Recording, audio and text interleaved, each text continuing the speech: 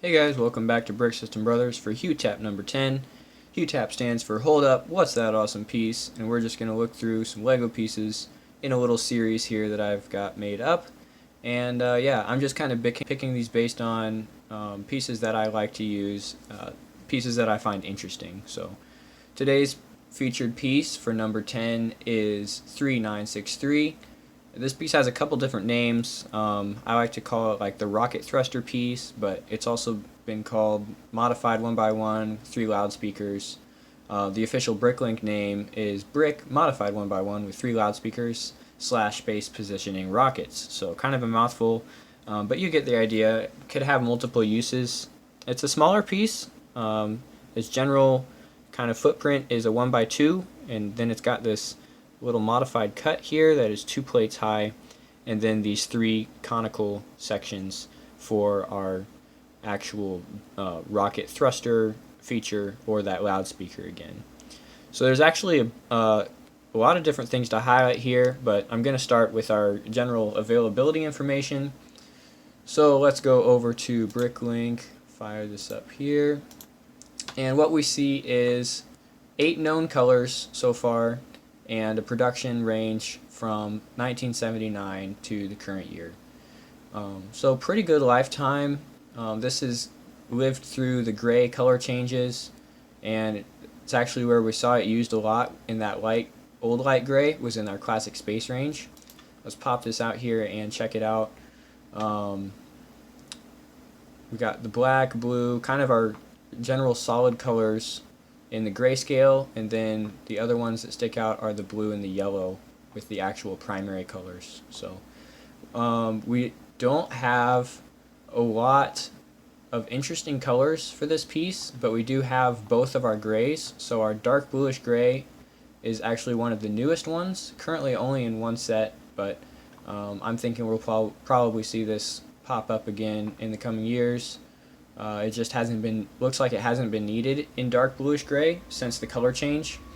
It was used 7 times in the old gray, 45 times in the old light gray. So definitely high usage in that classic space range.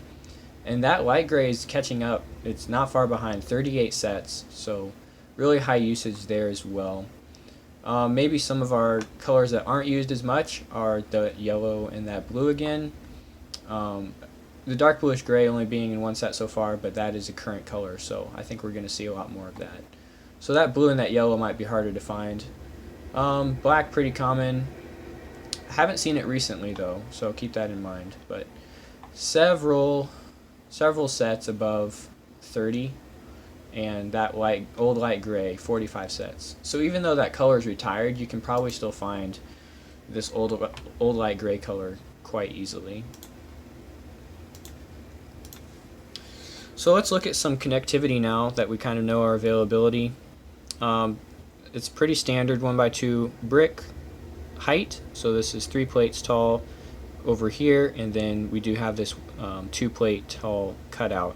So this is just your standard plate right here on the back, and that's really helpful for attaching on top of things to allow this to hang down and kind of blend in with the rest of it. Our overall footprint is a 3x3 square. So not really common, but we have seen some other pieces. Our 3x3 square plate would probably be the most general, but these cones do go right up to the edge on that 3x3 footprint.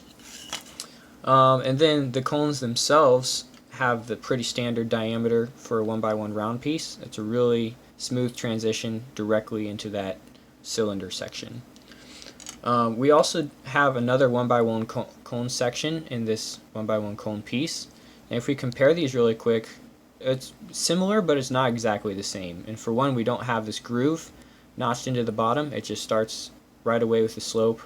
It's also not quite as tall. So if we kind of hold this back, we can see that that is maybe a closer comparison, just where that groove stops.